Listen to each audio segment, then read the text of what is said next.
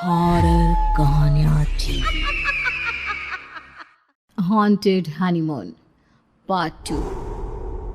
ये एक ऐसी पहेली है जिसका जवाब इसी रिसॉर्ट के अंदर छुपा है।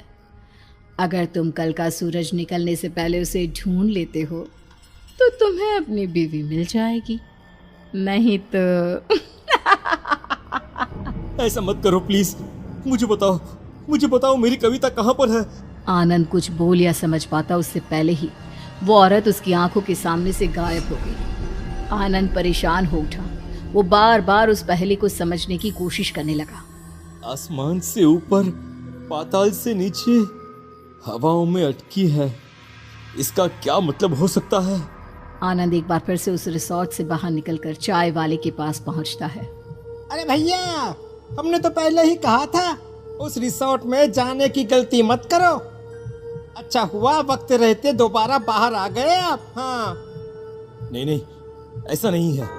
मैं अपनी पत्नी को वहां पर ढूंढने जरूर जाऊंगा, लेकिन एक पहेली है। क्या तुम्हारे पास उसका जवाब है? बताइए भैया, क्या पहेली है? अगर हमको कुछ समझ में आ गया तो आपको जरूर बताएंगे। आसमान से ऊपर, पाताल से नीचे, हवाओं में लटकी है। उसकी जान एक अंगूठी में अटकी है। हाँ? अरे इसका क्या मतलब हो सकता है? अरे मेरी तो कुछ भी समझ में नहीं आ रहा।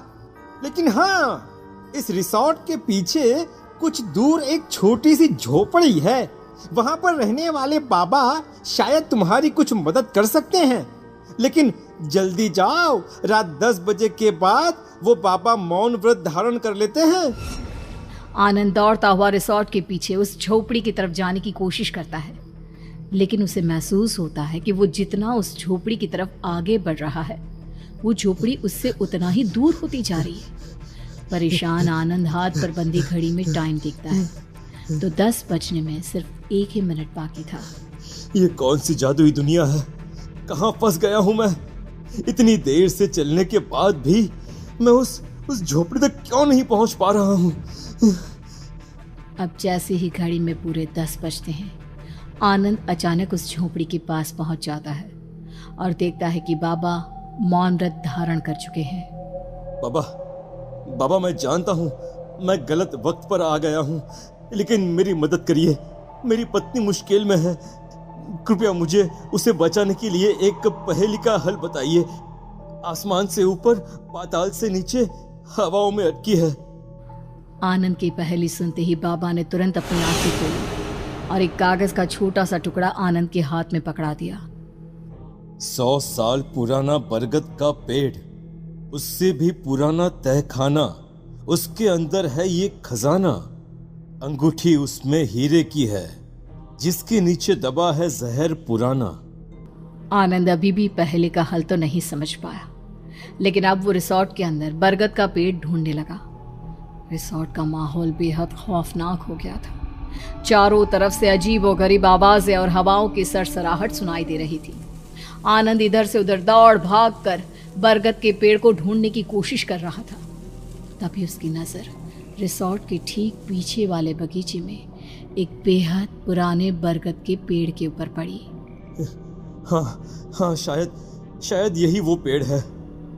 आनंद वहां रखी कुल्हाड़ी से बरगद के पेड़ की जड़ों को काटना शुरू कर देता है और देखते ही देखते वहां एक बहुत बड़ा गहरा गड्ढा नजर आता है, जहां से एक तहखाने की सीढ़ियां शुरू हो रही थी। ओह, बाबा ने सही कहा था। यहाँ तो वाकई में तहखाना है। मुझे नीचे जाना चाहिए। आनंद तहखाने में नीचे उतरता है, लेकिन वहां का माहौल देख उसकी आंखें फटी रह जाती है, क्योंकि वहां नीचे आसमान और ऊपर जमीन नजर आ रही थी। आसमान से ऊपर और पटल के नीचे, जरूर मेरी कविता को बचाने का रास्ता मुझे यहीं मिलेगा। आनंद इधर उधर नजरें दौड़ाता है तो उसकी नजर वहां रखे एक लोहे के बक्से पर पड़ी। वो तुरंत उसके पास गया। वो बक्सा खोलने ही वाला होता है कि अचानक वो औरत उसकी आंखों के सामने आकर खड़ी हो गई। क्या लगा, इतनी आसानी से तुम अपनी बीवी को बचा लोगे? जब तक तुम मेरे पास नहीं आओगे, तुम्हें तुम्हारी बीवी नहीं मिलेगी। ठीक है, मैं तुम्हारे पास आता हूँ। मुझे धोखे से ये बॉक्स खोलना ही होगा, क्योंकि अगर मैंने एक बार भी इसकी इच्छा पूरी कर दी तो ये मुझे कभी कविता तक नहीं पहुंचने देगी। आनंद उस औरत के पास जाकर उसे गले लगा लेता है। मेरे पति ने कभी मुझसे ऐसे प्यार नहीं जताया और तुम। इतना कहकर वो औरत जैसे ही आंखें बंद करती है, आनंद लपक कर बॉक्स खोल देता है और अंगूठी बाहर निकाल लेता है। ये तुमने अच्छा नहीं किया, मैं तुम्हें छोड़ूंगी नहीं। बताओ बताओ, मेरी पत्नी कहाँ पर है? देखो, उस अंगूठी को वापस रख दो। तभी आनंद को बाबा के दिए कागज की बात याद आई और उसने जल्दी से अंगूठी के हीरे को बाहर निकाल दिया, जिसके बाद देखते ही देखते हीरे के नीचे से ढेर सारा जहर बाहर बहने लगा और वो औरत वहीं तड़प तड़प कर गायब हो गई। कविता, कविता कहाँ हो तुम? कविता!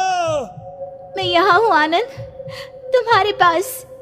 आनंद ने आवाज सुनकर जैसे ही दोबारा उस अंगूठी की तरफ देखा तो वो अंगूठी कविता में बदल गई।